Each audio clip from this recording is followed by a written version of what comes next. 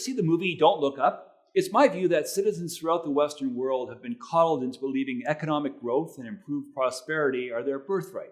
It's the elephant in the room. I'm John Goey, a portfolio manager with Design Securities, the author of the book Bullshift, and the host of the Make Better Wealth Decisions podcast. When historically prosperous people go to the ballot box, they routinely punish incumbent governments for what they believe are economic hard times. The old adage of a car in every driveway and a chicken in every pot has given way to a clear sense of entitlement regarding an improved quality of life. For the past 200 years or more, since the beginning of the Industrial Revolution, every generation has had it better than their parents. Never mind that there were entire centuries prior to that when people's quality of life was all but unchanged. Civilized societies have come to expect that this trend would continue indefinitely. In fact, people in North America, Western Europe, Japan, and Australia now seem to believe that it's reasonable to expect things can only get better for their quality of life.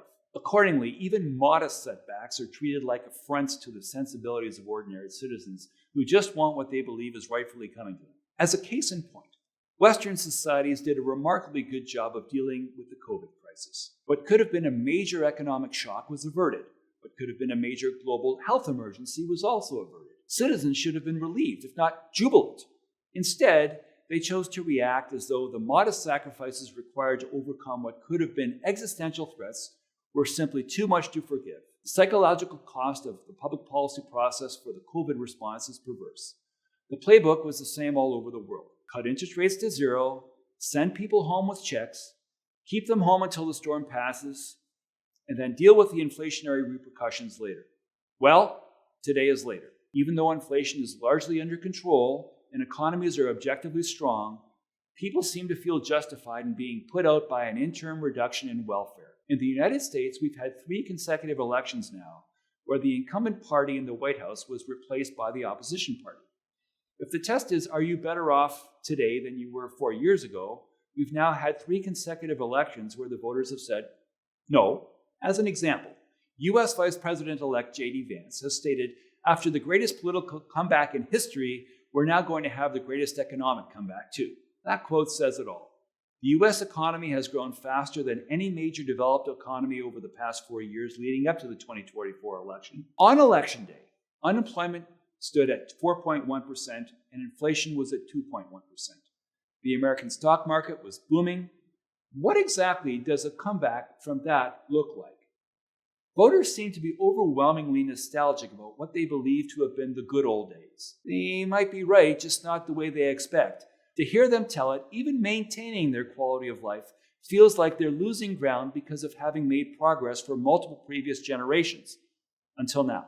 I predict the Democrats will regain the White House in 2028 simply because the Republicans will be unable to fulfill their promise of renewed economic prosperity. That's not a commentary on Republican policies. It's a commentary on society's natural unwillingness to confront hard realities. The culprit of all this is something I call bullshift. People in both finance and government have a vested interest in shifting people's attention to making them feel bullish. Evidence be damned. No one wants to be the bearer of bad news, and a feeling of optimism is good for capital markets and political fortunes alike. Investors don't give new money to advisors who are bearish.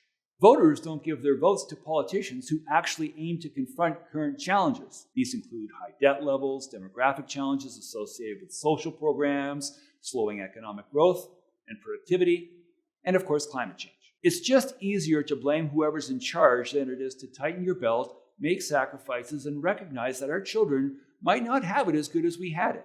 For investors, it's just easier to believe markets will continue to rise despite historically high valuations and debt levels. No one wants to hear bad news, so people look the other way, as if the problems will simply disappear if they don't look.